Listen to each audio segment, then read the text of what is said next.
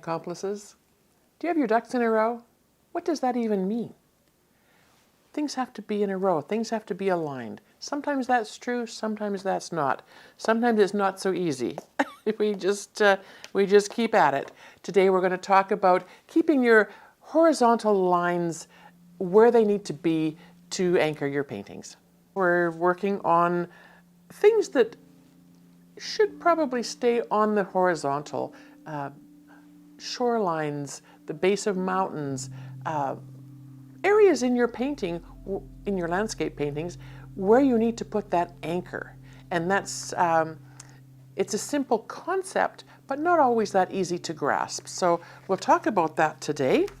I'm going to be painting on my beautiful Arche paper, my favorite of all time. This is 9 by 12 inch, 100% cold press, 100% cotton rather, cold press rough. I love the rough texture.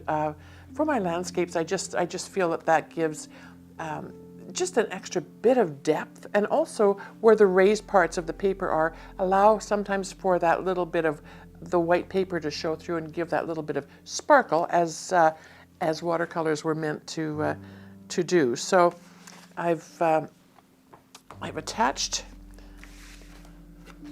that beautiful 100% cotton paper to a little piece of black Coroplast.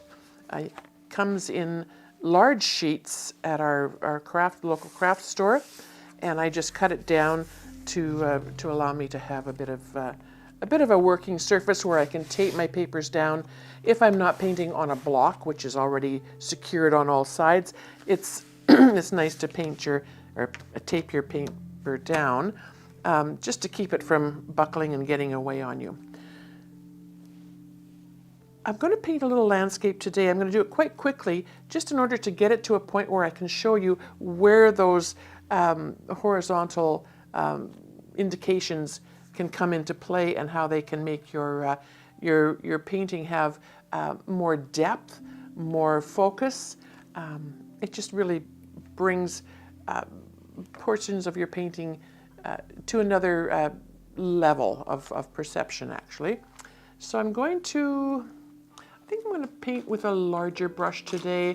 I'll go in starting, I think, with my 3-line solo brush. These are available from Watercolor Online, Michael Solovyev's studio.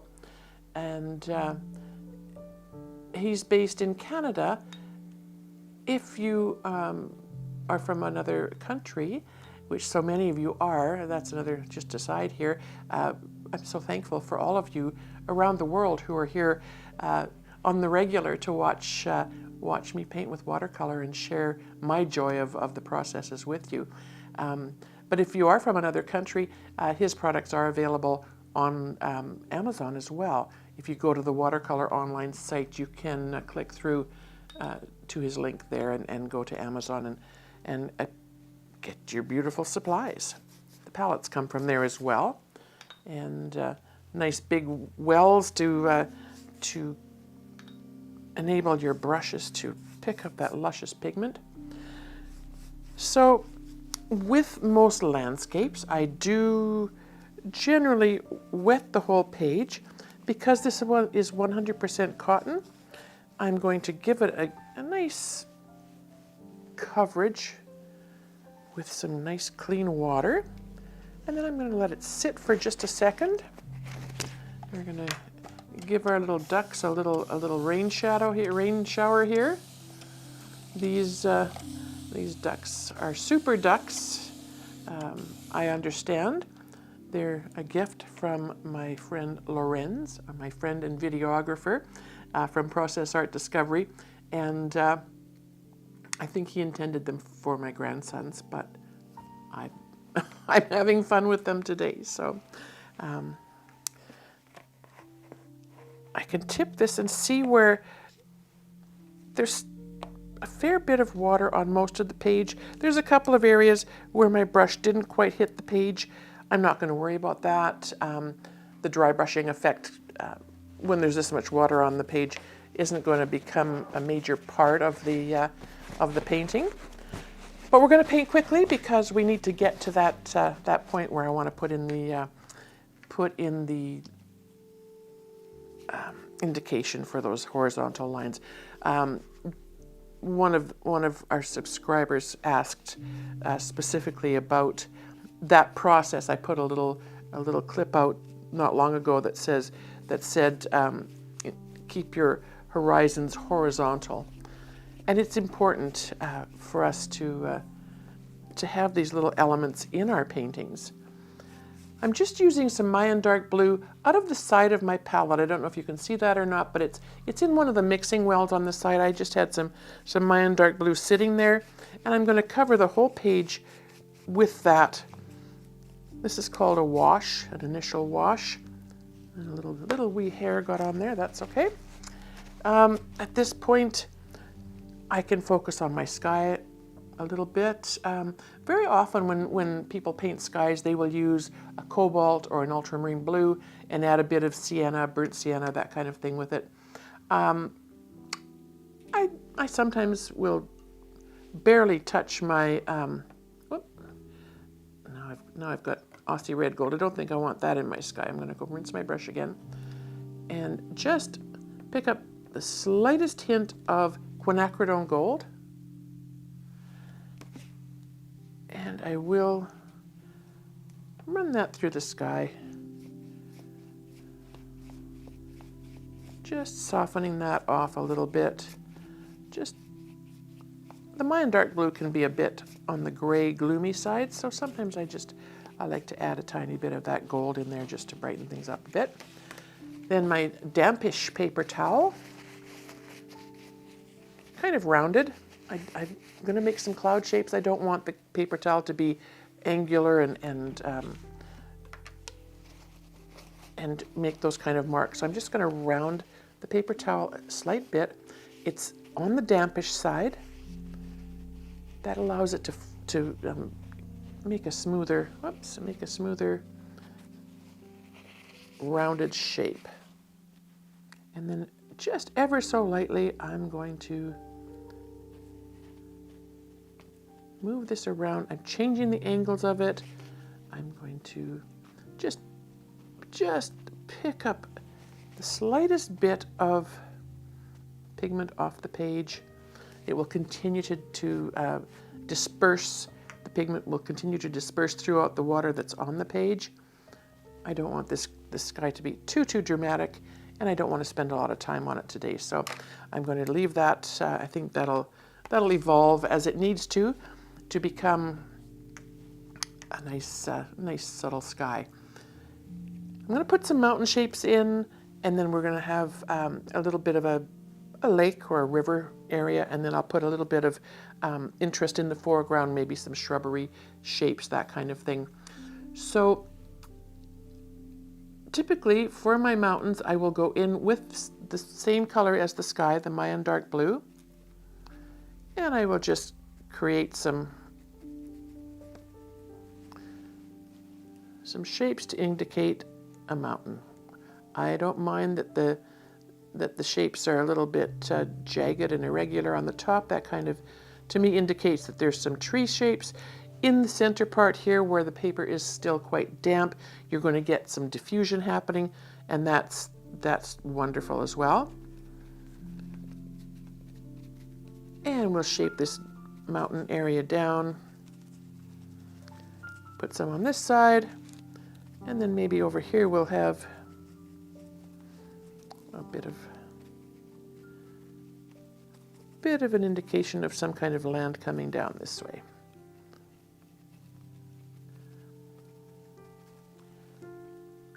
I'm just getting color on the page. I'm not concerning myself at this point with any detail. Now I just cleaned my brush off because I see I have slopped a tiny bit of that blue in there. And I'm going onto the surface of this paper. It's quite wet. You can see it's still quite wet there, and it's buckled. And to get those dots off, I want to do it while it's wet. Thankfully I noticed it. If I was to go in after it dried, I'd have to probably turn them into birds or something, because to get them off the surface at that point would be not as easy. And I also see here, because it's wet and because I've dabbed out and dried the area where that cloud is, I've got just the slightest bit of a harsh edge. So with your brush, dry most of the, well, pretty much all of the wetness off. It still feels cool to the touch, so it's not completely dry, but it is dry enough that I can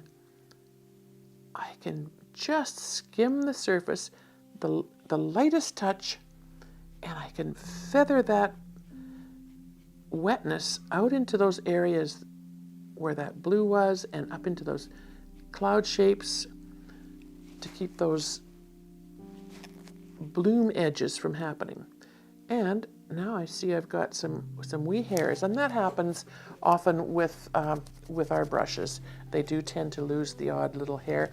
If that happens, it's hard. It's really hard to resist that tendency to go in there and pick it off.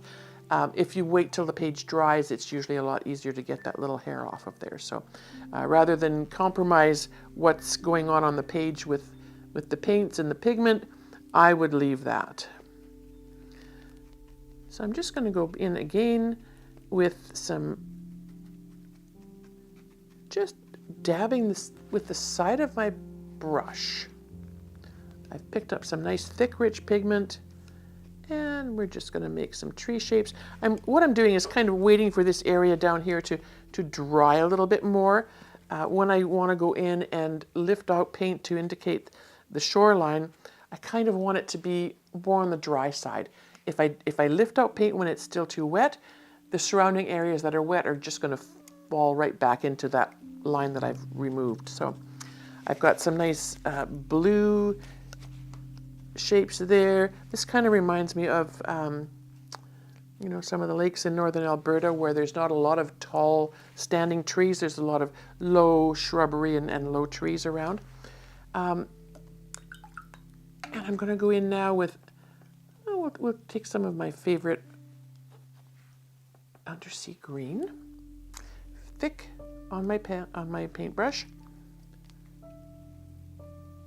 And I'm just going to indicate just a couple of more tree shapes for the front level. I'm not going to fill in all of these areas. I don't mind a little bit of white there that allows for some interest, some depth, a little bit of white, a little bit of dark. We're adding shapes here that often many will just become a shadow to enhance the shape of a tree or a shrub or something that we're working with. And we'll put a few just sort of coming up here on this little embankment on this front side. This is starting to dry here quite nicely. And if we're going to have this area here as a lake, I'm going to, again, wet the brush, clean it off, and dry off as much as possible. And just with the feather touch, I just want to go in and add a little bit of color to this lake surface. And this is kind of where the dry brushing comes in. Feathering that color through the paper at this point, at this level, has pretty much become dry. And I'm just going to, just the faintest little bit of blue to bring that through. When you're adding color, it's always a good idea to start from the edge and feather your way through. If I was to take some color on my brush and start here, I'm going to have a mark where I initially touch down. Especially if you're a little heavy-handed, that can really be something that will become a challenge to deal with if you have that. So I'm just the lightest of touches, and I'm going to leave this area here where the bits of white are showing through, and I'm going to go up and just underneath this line of trees, soften that bottom line just a tiny bit. That's going to become a shadow of those trees in this bit of water. I don't even know what to call it. I'm not sure. I think it's going to be a pond, a large pond. How about that? And I do want this to dry just a tiny bit more. It's a bit buckly. That's going to be a bit of a challenge when you're trying to make straight lines, because it's hard to do that when your paper is up and down. So while that little line across the bottom of those shrubs and those trees is drying, I'm going to go in and I'm just going to incorporate a tiny bit of the quinacridone gold. This is a color that is just so spectacular and fairly thick on my brush. Actually, I will add just a tiny bit more water to my palette. See, there's just on the tip of the brush, and we'll intermittently sort of add that in. We could, no, I've got blue on it.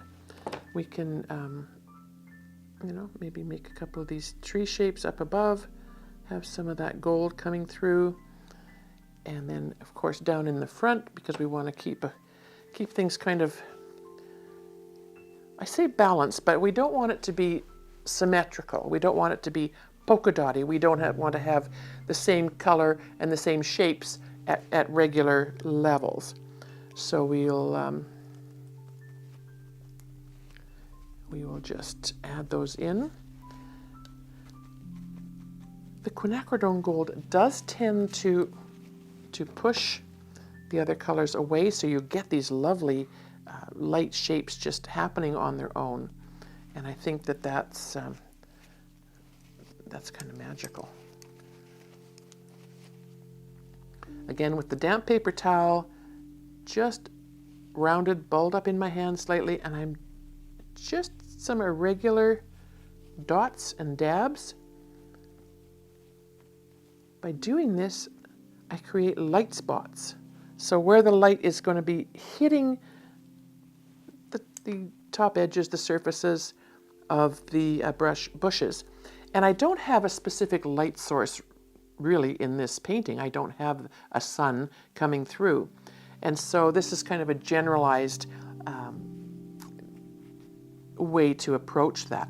If I had a sun and it was coming from a specific direction, then I would want, you know, more light on certain sides of some of the areas. So you can see how often it's what you take away that creates interest and beauty in your painting.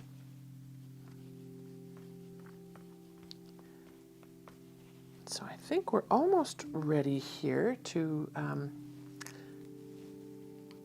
start working on that horizon line. And this will work for paintings on paper. It's really effective on when we do watercolor on canvases with our credit cards and get those lovely shapes happening.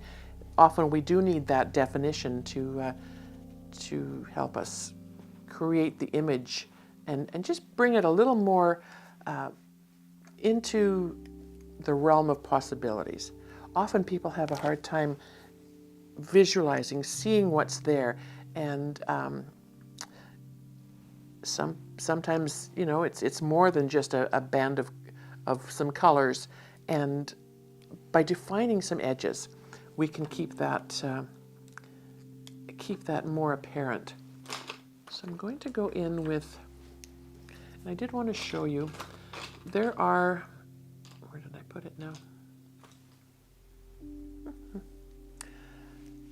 There are flat watercolor brushes that are soft, and we don't necessarily want a soft brush. Isn't that interesting? I thought I put it right here so I could show you. Here's an example. So this is a watercolor brush, but it's very soft. And it's made soft so that it does hold more water, more pigment, and is more gentle on your paper. Acrylic paints typically go on canvas. It's a tougher material. Your brushes can be stiffer. They give you more ability to direct your paints, and they're made for acrylic paints. Watercolor brushes typically are softer, more gentle. But for what we're going to do now in lifting out and indicating shorelines, I love to use a little acrylic brush. It's the hairs, the bristles are very, I want to say chiseled at the end. There's not a lot of real estate across that top end. Okay. Whereas here, for example, this would not work to pull out a line of anything. Even when it was wet, it would be quite thick. What we're looking for is a nice fine line and a fairly stiff bristle so that we can direct it more precisely. If we were using a brush like this, you can see where it's not going to give me that preciseness. We're using this one, we can keep that line quite sharp. They may be called, I don't think they're called a scrubber. I just think they're called let me see if it says it on here. It says synthetic brush bright. Don't know what that means because I'm not an acrylic painter. So, but I will see if I can find a link and put it in the description for you. So I wet this brush, dab off most of it, and I'm going to visualize where this shoreline maybe has some little, I guess they're called inlets, little jogs and things along the shoreline. Because I've dabbed out some color and added some color there's some shapes along the bottom. And so I can imagine that these little guys are on the shoreline of this water. And I'm just going to use this little brush, and I'm wiping it off as I pick up some of the paint. This is still damp to the touch. If it was dry, I could still go in a little more water on my brush and wet that line that I wanted to remove, and then it would come out quite nicely. So I'm just looking at places where I can create some interest, but I'm keeping my lines straight, keeping my lines horizontal. I'm not interested in making one long horizontal line. That's going to detract from my painting. It's going to cut it at that point and divide it in a way that I prefer not to see happening. So I'm keeping my lines short and horizontal, and I'm varying the heights of them. So that will give me a nice indication of an irregular shoreline. And you can remove as much pigment as you feel necessary to make these. Now this looks almost like maybe a little pathway there. We could indicate maybe something coming down to the water.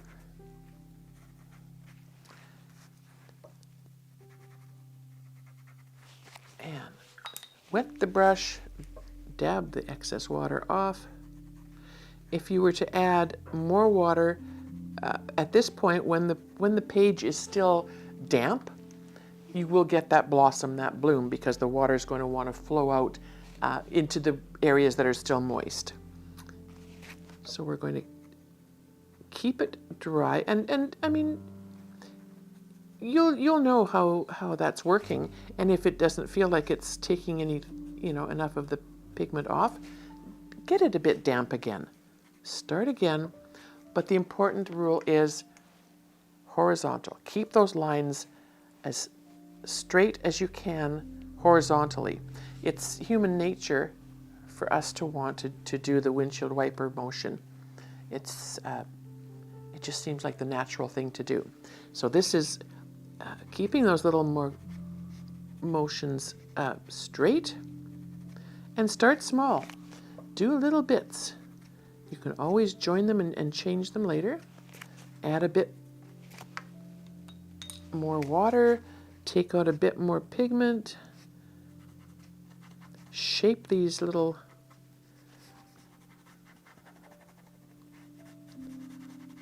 and you can use this little brush as a way to shade and pull out your pigment.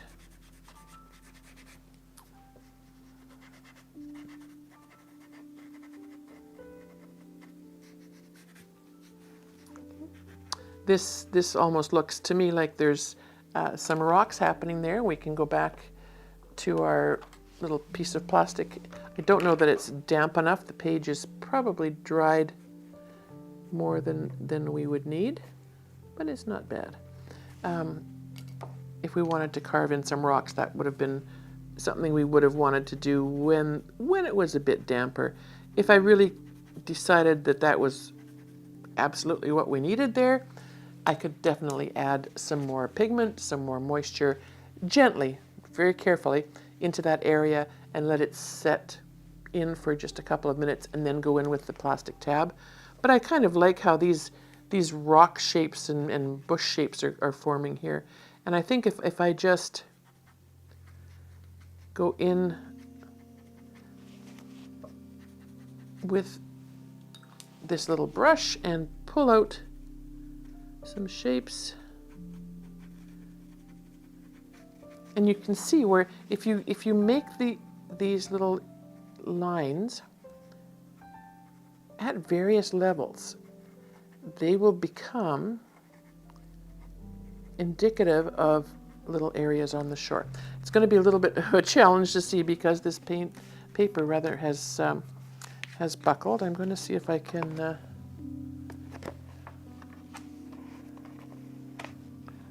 pull it off, and maybe not. There we go.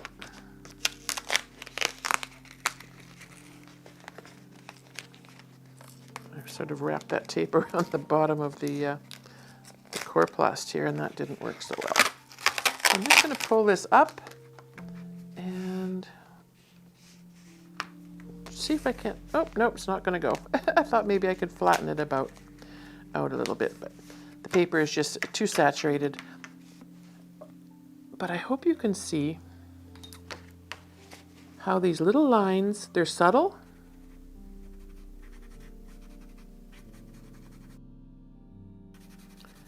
but they're effective.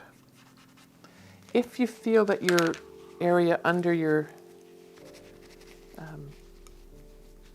shoreline is a bit dark here, where I thought maybe we could use some shadow, I'm going in now with the brush. As I say, it's cool. I can tell there's moisture on it, but not enough to puddle and pool.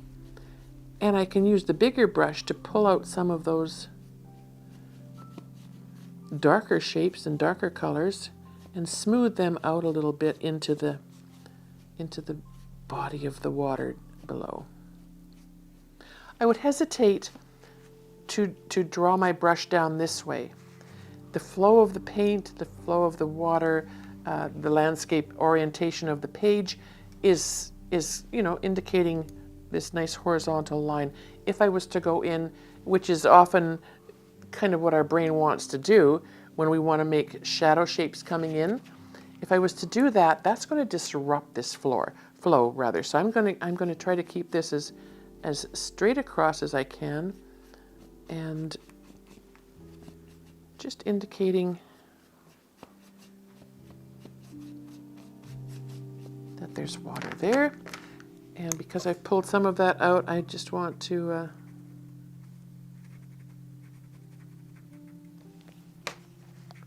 keep these lines in here horizontal again, and maybe that's a little creek coming in to the water area. And every time I raise my brush and take something out at another level, it gives me those rock shapes and those bush shapes.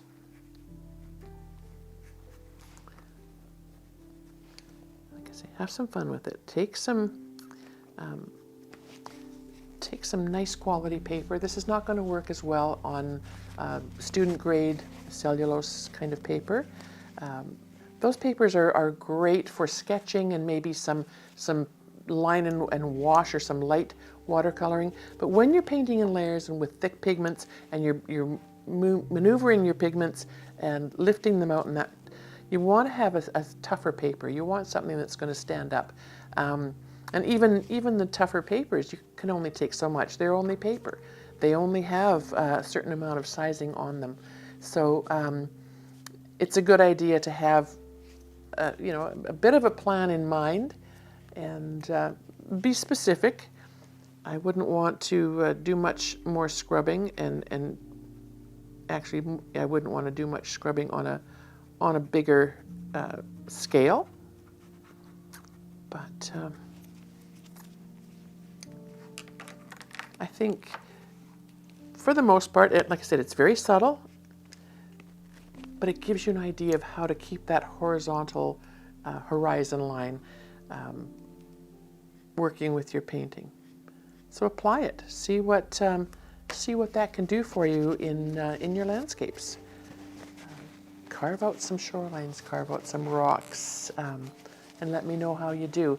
Let me know if this demonstration was helpful to you in grasping that concept and keeping those lines intermittent and varying, but enough that you can actually subtly create that level of depth and an interest in your painting. I'll continue on. I'll add some more trees and some other areas, but I think I love that the subtleness is there on that shoreline, and gives me, I don't know, I think a sense of depth that I was looking for. Hope you've enjoyed this video. If you do, let me know. Subscribe to the channel or visit my website, bandrystudio.com. That's BANDRAOI studio.com, or head on over to our members area. We'll have some fun things happening there soon.